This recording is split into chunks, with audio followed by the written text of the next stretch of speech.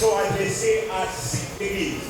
L'église d'Éphèse, l'église de Smyrne, Pergame, Thyatire, Sardes, Philadelphie et Laodicée. Et pour ce matin, nous allons nous intéresser à cette lettre qui est adressée à l'église de Philadelphie. Dans Apocalypse 3, le verset 7 à 8, Jésus se présente comme le saint et le véritable. C'est lui qui détient la clé de David et qui ouvre une porte que personne ne peut fermer. N'est-ce pas une bonne nouvelle? C'est une bonne nouvelle parce que c'est lui qui ouvre la porte, c'est lui.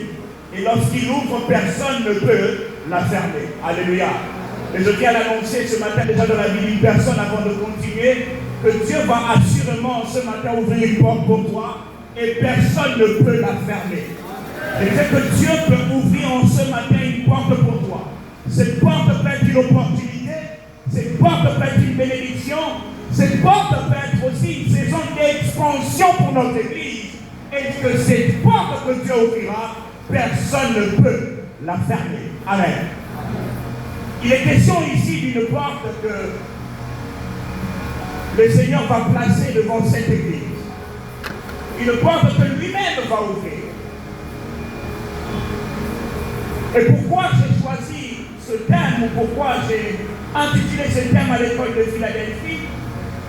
Frères et sœurs, lorsque nous allons à l'école, il y a une grande université juste à côté. Lorsque nous y allons pour apprendre. Nous y allons pour recevoir des leçons. Et ce matin, dans cette même logique, dans ce même sens, nous allons apprendre et nous allons parcourir des leçons tirées de ce texte, de ce chapitre 3, qui, je crois, sera une grande bénédiction pour la construction de notre foi. Il sera question d'étudier pourquoi le Seigneur a ouvert une porte. Puisque l'on parle d'une porte qui est placée devant cette église. Pourquoi cette porte est tout d'un coup ouverte? Pourquoi Jésus va placer cette porte devant l'église de Philadelphie? Avant d'aller plus loin, permettez-moi de présenter quelques informations importantes autour de ce passage que nous venons de lire. Ces informations, à chaque fois que nous allons avancer, vont nous servir de repère pour comprendre le message. Ici, il s'agit de l'église de Philadelphie. Je vais vous présenter l'église de Philadelphie en 6 points. La première, c'est que ça fait partie des 7 églises auxquelles l'apôtre Jean adresse des lettres dans le livre de l'Apocalypse. Et c'est une église sans reproche de la part de Jésus. Lorsque vous lisez, pratiquement pour toutes les églises, sauf l'église de Philadelphie et l'église de Smyrne, là, Jésus ne fait pas de reproche. Il n'y a que des compliments par rapport à cette église. C'est une église sans reproche de la part de Jésus. Troisièmement, c'est une église dont le Seigneur connaît parfaitement les œuvres. Et ça, c'est intéressant. C'est-à-dire que ce n'est pas une église qui est inconnue devant les yeux de l'Éternel. C'est une église dont le Seigneur connaît parfaitement les œuvres. J'ai envie de vous poser la question, est-ce que le Seigneur connaît tes œuvres? Es-tu connu ou es-tu inconnu devant le Seigneur? Quatrièmement, c'est que c'est une église ayant peu de puissance. Et j'aimerais que vous puissiez retenir ce point qui est très important. C'est une église qui a peu de puissance. C'est une église qui a gardé la parole du Seigneur et n'a pas renié son nom.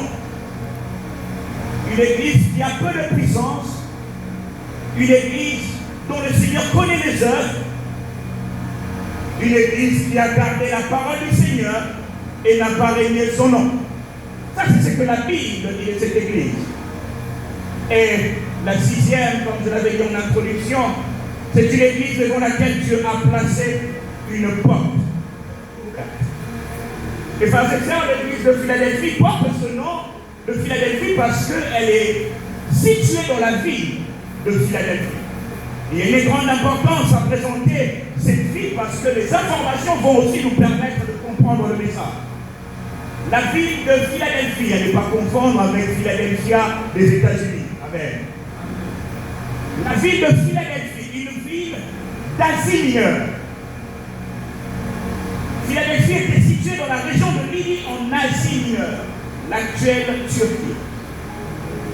Et une ville qui est connue pour sa fertilité et son activité agricole. Deuxièmement, c'est une ville fondée sous influence grecque. Elle a été fondée par le roi Attal II, surnommé Philadelphe. C'est de ça qui est tiré le nom Philadelphie, qui aime son frère. C'est par amour pour son frère qu'il a succédé. Il a donné ce nom. Troisièmement, c'est une ville qui était dans une région sismique. C'est-à-dire la ville était fréquemment touchée par des tremblements de terre. Quatrièmement, c'était le centre de diffusion culturelle. Philadelphie servait de point stratégique pour propager la culture grecque vers les régions orientales. C'était une sorte de porte culturelle. Et cinquièmement, une information très importante, c'est que la ville de Philadelphie était située sur une voie commerciale importante. Elle était placée sur une route commerciale majeure, reliant l'intérieur de l'Asie mineure aux régions occidentales, ce qui en faisait un point de passage clé pour les échanges économiques et culturels. Cela veut dire que c'était une ville où il y avait un flux, il y avait un mouvement, il y avait un mouvement économique, il y avait un mouvement culturel. C'était une ville fréquentée, une ville où il y avait des échanges de biens, où l'argent circulait, où les gens venaient, peut-être qu'il y avait aussi les touristes qui passaient. C'était une ville fréquentée. Mais regardez, et face à cette église, Dieu va placer une porte ouverte, un accès, une possibilité, une opportunité. Et comme je disais, notre travail en ce matin serait de comprendre pourquoi le Seigneur a ouvert une porte devant cette église. Et la première réponse, nous l'avons dans le texte. Lorsque Jésus dit que je connais tes œuvres, voici parce que tu as peu de puissance. Voici parce que tu as peu de puissance. Si on doit poser la question, Seigneur, pourquoi tu as placé une porte ouverte devant cette église, la première réponse du Seigneur serait de lui dire parce que cette église a peu de puissance. Donc Dieu a vu le peu que cette église avait et a décidé d'ajouter quelque chose. Dieu a vu le peu que cette église possédait et il a pris la décision de faire quelque chose. J'aimerais annoncer à la vie d'une personne ce matin, Dieu en ce dimanche a aussi vu le peu que tu as entre tes mains. Je disais, Dieu en ce dimanche a aussi vu le peu que tu as à la maison. Vous savez, c'est le problème avec notre Seigneur Jésus, c'est que lui, il a cette maîtrise de multiplier le peu. Cela veut dire, là où il y a peu de poissons et peu de pain, lui, il a la capacité de multiplier cela. Et tout ce que nous avons à faire, c'est de lui apporter le peu que nous avons. Je ne sais pas le peu que tu as aujourd'hui, mais je t'annonce au nom de Jésus que dans ce peu, le Seigneur va multiplier. Je disais que dans ce peu, le Seigneur va augmenter. Quelqu'un dit amen. Parce que tu as peu de puissance. En lisant, vous pouvez vous arrêter et dire peu de puissance. Ok. Peu de puissance, on comprend, mais qu'est-ce que Jésus veut dire par peu de puissance? Souvenez-vous des informations que je vous ai données concernant l'Église et concernant la ville stratégique de Philadelphie. Le mot qui est employé là-bas vient du grec dunamis. Lorsqu'on dit puissance, on parle de dunamis. Et dunamis veut dire force. Dunamis veut dire pouvoir. Dunamis veut dire capacité. De ce mot grec a donné naissance à des mots comme dynamique ou dynamite. Amen. Donc lorsque le Seigneur dit peu de puissance, il veut dire que cette église a peu de capacité. Lorsque le Seigneur dit peu de puissance, il veut dire que cette église a peu d'impact. Lorsque le Seigneur dit peu de puissance, il veut dire que cette église a peu de pouvoir. Mais dans le contexte de ce message, c'est la Philippine. Parce que l'on peut dire peu de puissance, quelqu'un va se dire, mais peu de puissance, ça signifie quoi? Peu de puissance de manière surnaturelle, de manière à faire tomber les gens, de manière à faire parler les gens en langue. Il ne s'agit pas de cette dimension de puissance. Lorsqu'on parle de peu de puissance ici, on veut parler de deux choses. C'est que lorsqu'on parle de dynamisme peut être défini aussi comme un pouvoir et une influence qui proviennent des richesses. Dynamisme peut être défini comme un pouvoir et une influence qui proviennent de quoi? Des richesses. Donc cette église était dans une ville stratégique. Une ville où il y avait une activité économique. On peut dire que cette ville avait des gens qui avaient peut-être de l'argent. Cette église avait des ressources, cette ville avait des ressources financières importantes. Mais cette église de Philadelphie étant dans cette ville et ayant peu de puissance, cela veut dire que cette église n'avait pas le pouvoir et l'influence qui proviennent des richesses. Amen. Cette église n'avait pas l'influence et le pouvoir qui proviennent des choses matérielles. Cette église n'avait peut-être pas de milliardaires. Cette église n'avait peut-être pas de millionnaires. Cette église n'avait peut-être pas de partenaires. Vous savez, il y a des gens qui ont des partenaires. Il y a des grandes communautés qui ont aussi des grands partenaires. Un projet annoncé, quelqu'un sort $1 million. Mais cette église n'avait pas cette capacité-là. Donc lorsque Jésus dit parce que tu as peu de puissance, il voulait dire parce que j'ai vu comment est-ce que tu as peu d'influence qui proviennent des richesses. Deuxième définition qu'on peut encore attacher, c'est que dynamisme est parler aussi de la puissance et des moyens provenant du nombre, de l'effectif. Alléluia. Donc par peu de puissance, non seulement cette église n'avait pas les moyens matériels, cette église n'avait pas aussi une influence par rapport au nombre. Je parle du numérique. C'était sûrement une petite communauté. Cette église n'avait pas d'impact ni d'influence par rapport à l'effectif. Cette église ne réunissait peut-être pas 10 000 personnes. Cette église n'avait peut-être pas un effectif de 20 000 membres. Cette église avait peu. Donc si je dois combiner toutes les définitions, grosso modo on peut dire que cette église n'avait pas de dynamisme social. Alléluia. Cette église n'avait pas de dynamisme social. C'était une église placée dans une ville fréquentée, une ville stratégique, une ville culturelle. Cette église pouvait avoir des étrangers, des gens de plusieurs nationalités, mais cette église n'avait pas cela. Peu. Lorsque je parle de l'église, je ne parle pas d'église comme corps, mais voyez aussi cette image comme une personne qui a peu. Alléluia. Comme une personne qui n'a peut-être pas les ressources nécessaires. Comme une personne qui n'a peut-être pas l'influence due aux choses matérielles. Comme une personne qui n'a peut-être pas une somme d'argent importante dans son compte. Une personne qui a juste peu. C'est ce qui était le cas pour cette église de Philadelphie. Une église qui n'avait pas de dynamisme social. Frères et sœurs, quand j'ai dit cela, je regardais la position de cette église et je me suis rendu compte que l'église de Philadelphie manquait ces choses, bien qu'elle était dans une ville sur une voie commerciale. Cette église manquait toutes ces choses, bien qu'elle était quelque part où il y avait de la fertilité. Alors cela me pousse à dire trois choses, trois pas à ce niveau. La première, regardez, cette église était en face de tout ça, mais le Seigneur n'avait pas encore ouvert une porte. Alléluia. Cette église était dans ces conditions-là, parce que le Seigneur n'avait pas encore ouvert une porte.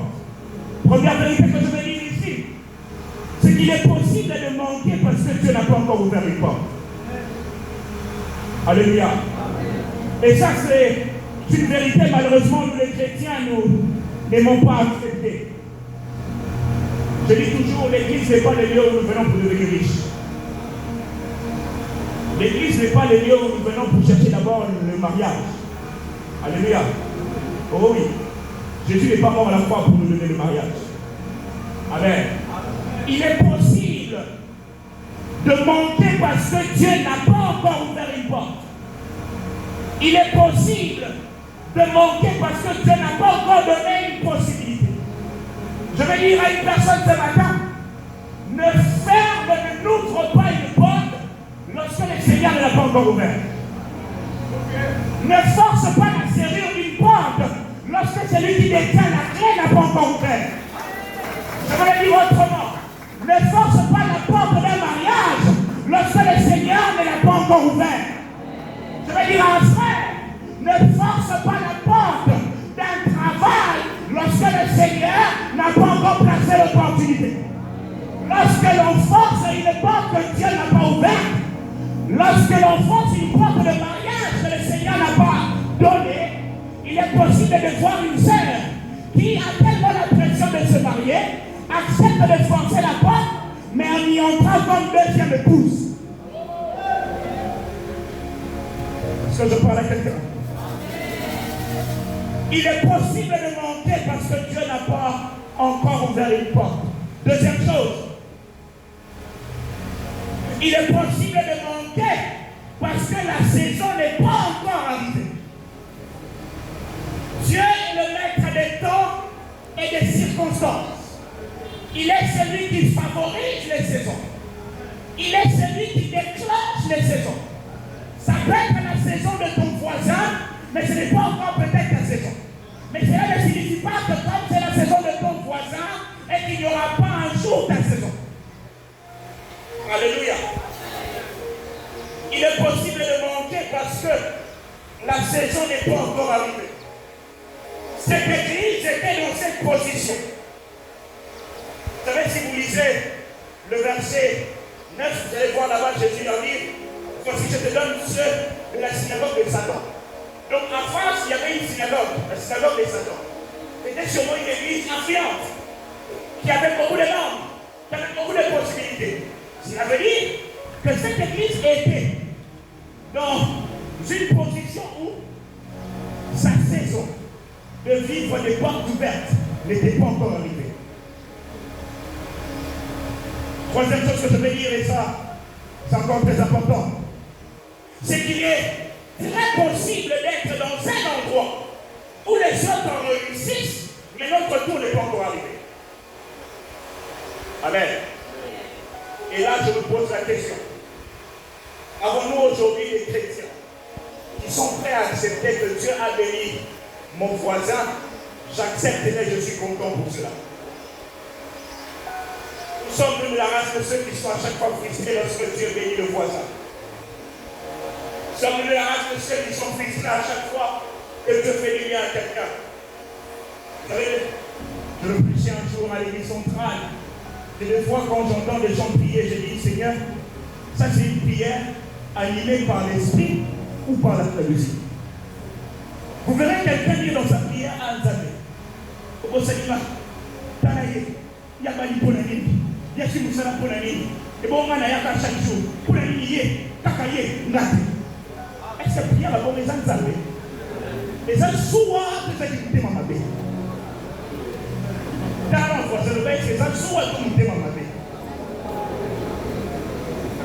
Alléluia. Parce que bizarrement, même à l'église, nous avons des gens, au lieu d'être contents de la bénédiction de l'autre, lui il est content.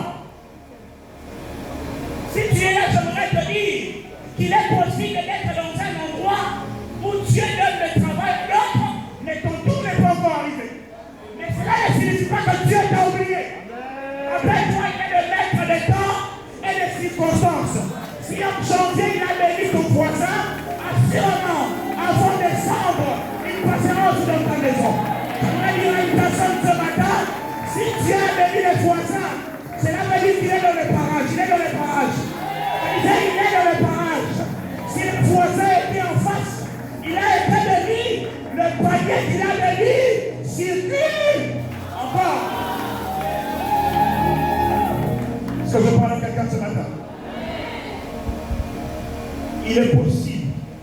d'être dans un endroit où les autres réussissent. Mais notre tour n'est pas encore arrivé. Nous sommes humains. La chair peut être frustrée. Combien de fois ça m'est arrivé d'être frustré?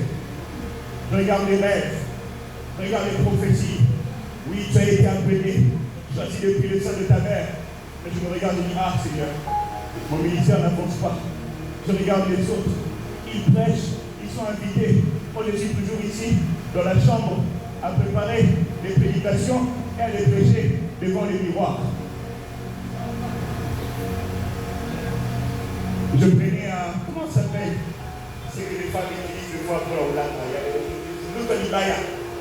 C'est ce que j'utilisais comme micro, papa. Ça me faisait mal. Je disais que la gloire revienne à Dieu. S'il donne la possibilité à d'autres, un jour il passera aussi à mon adresse pour me donner la possibilité. Je disais, un jour il passera aussi pour te donner une opportunité. Un jour il passera aussi pour t'ouvrir une porte. C'était le cas de cette église. Une église dans une ville stratégique qui manquait des choses parce que la saison n'était pas encore arrivée. La saison pour elle de vivre une porte ouverte n'était pas encore arrivée. La saison pour elle, pour accéder à la dimension d'avoir une influence qui provient des richesses, n'était pas encore arrivée. Je sens dans mon cœur de le dire à une personne, ne force pas la serrure d'une porte que Dieu n'a pas ouverte. N'entre pas là où Dieu ne t'a pas donné la possibilité d'y entrer. J'ai toujours un principe que je le dis à chaque fois. Je dis, vous savez, lorsque vous entrez quelque part par force, ou ceux qui obtiennent même le travail par la capacité des relations qu'ils ont, généralement ces gens-là, ils entrent. Mais la mauvaise nouvelle, c'est que plus tard, lorsque ceux qui l'ont permis d'y entrer ne seront plus là, et aussi à un moment, ils doivent partir. Mais lorsque c'est Dieu qui te fait entrer quelque part, lorsque c'est Dieu qui te fait asseoir quelque part, même s'il y a des contestations autour, même s'il y a des gens qui s'opposent, même s'il y a des gens qui combattent, le Dieu qui t'a permis d'entrer, c'est le Dieu qui te permettra de rester. C'est le Dieu qui t'a permis d'entrer, c'est le Dieu qui te permettra de rester. Voilà pourquoi je dis à une personne, laisse Dieu te placer. Est-ce que je parle à quelqu'un? Laisse Dieu te placer. Le Dieu qui a permis à Joseph d'entrer dans la maison de Potiphar, malgré le combat de la femme de Potiphar, ce même Dieu-là a aussi permis qu'il parte à la prison, mais qu'il finisse au palais royal. Et ce que j'aime avec Joseph, c'est qu'il avait la sagesse de comprendre que ce que la femme de Potiphar me proposait, ce n'était pas une porte ouverte par Dieu. La porte que le Seigneur devait ouvrir, ça ne devait pas être à la maison de Potiphar. Malheureusement, il y a plusieurs personnes qui acceptent les opportunités de la maison de Potiphar, alors que le Seigneur les attend au palais royal.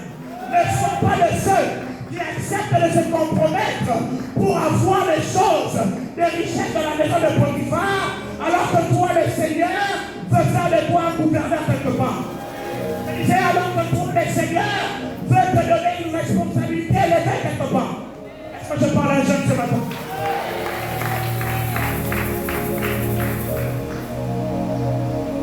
Laisse Dieu te placer.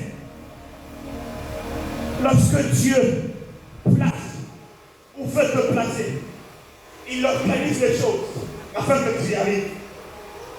Lorsque vous lisez dans la Bible,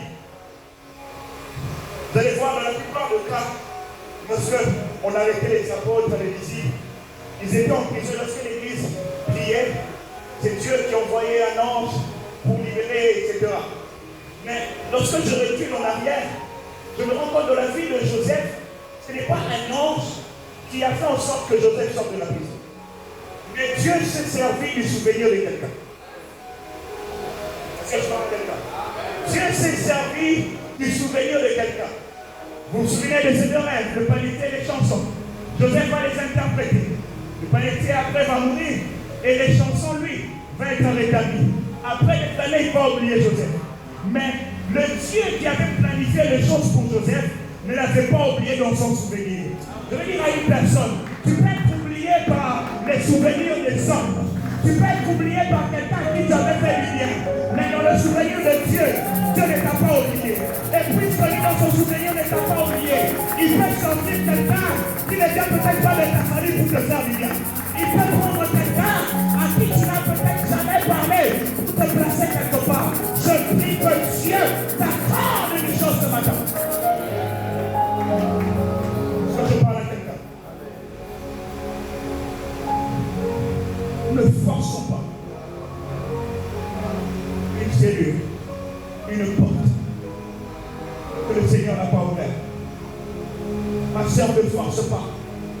Même si tu as la pression autour de toi, cette église avait une pression.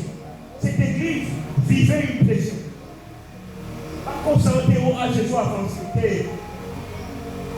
Par contre, ça a été au comme à l'ordre des 30 ans, Nani Mara la deuxième poste. Nous avons appelé moi pour jouer deuxième rôle. Est-ce que je parle à quelqu'un? Nous avons appelé moi pour la deuxième épouse. N'a plan ensemble à Salate que Moumbala Salanani Balé. Il a dit que l'homme quittera et s'attaquera à qui? À qui? Donc toi, dans le plan de Dieu, tu es la femme de quelqu'un. La seule et l'unique. Voilà pourquoi ne force pas la porte. Attends la saison. Est-ce que je parle à quelqu'un? Parce que tu as peu de puissance. Dieu a vu le peuple de cette église avec. Dieu a vu le peuple de cette église avec. Et il a décidé d'agir. Notre Dieu est le Dieu qui voit le peuple. Vous savez, Dieu, je me suis rendu compte que plus souvent là où il y a le peuple, très souvent il y a la qualité. Alléluia. Oui. Plus souvent là où il y a le peuple, très souvent il y a la qualité. C'est pourquoi Dieu n'est pas attiré par la quantité, mais il est toujours attiré par la qualité. Il est toujours attiré par la qualité. Et cette église avait une qualité. Puisque c'est parmi les rares églises à qui le Seigneur n'a pas fait de reproche. Le Seigneur n'a pas fait de reproche. Si vous lisez notre église, à une église, le Seigneur dit c'est que j'ai contre toi. Tu as perdu ton premier amour. Mais à cette église, il n'y a pas dit c'est que j'ai contre toi. Parce que tu as peu de puissance. J'ai décidé d'agir. Deuxième chose qui va nous permettre de répondre à la question pourquoi le Seigneur a ouvert une porte devant cette église. La deuxième chose, la Bible dit, parce que tu as peu de puissance et que tu as gardé ma parole. Et que tu as gardé ma parole. Et tu n'as pas renié mon nom. Cette église a gardé la parole du Seigneur et n'a pas renié son nom. Malgré le manque, malgré les complications, malgré les difficultés, cette église est restée fidèle. Cette église est restée attachée. Gardez sa parole, cela signifie que l'église est restée attachée aux enseignements de Christ malgré les pressions. La foi de cette église est restée attachée malgré les hauts et les bas. Et là encore, j'ai une question pour l'église. Sommes-nous de ceux qui restent attachés à Dieu malgré les difficultés? Ou sommes-nous de ceux-là qui fuient l'église et s'éloignent de Dieu parce qu'il y a des difficultés? Je nous encourage, église. Je sais que nous sommes au Congo.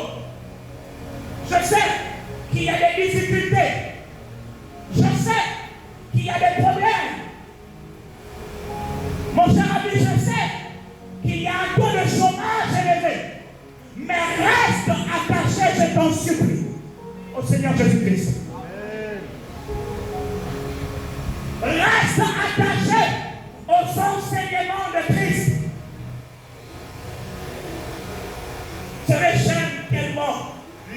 les actes des apôtres, l'église primitive, de voir comment est-ce que la Bible dit, les fidèles persévéraient dans les enseignements des apôtres. Cela veut dire que ce n'était pas facile, ce n'était pas évident.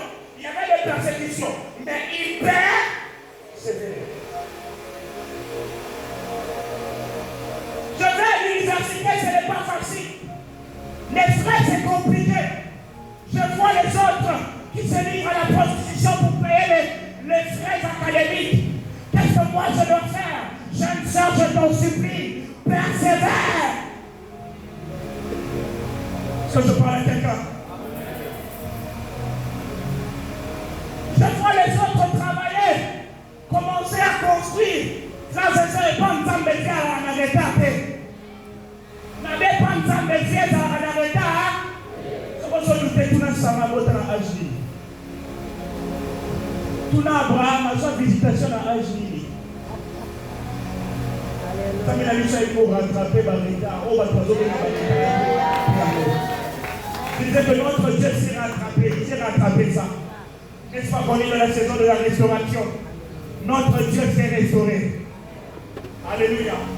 Notre Dieu sait le faire. Frères et sœurs, malgré la pression, malgré le manque, regardez ce que le Seigneur dit de cette église. Parce que tu as gardé ma parole. Parce que tu as gardé ma parole. Est-ce que le Seigneur peut nous regarder ce matin et dire que j'ai face à moi un peuple qui se bat à garder ma parole? Et toi, à chaque opportunité de ton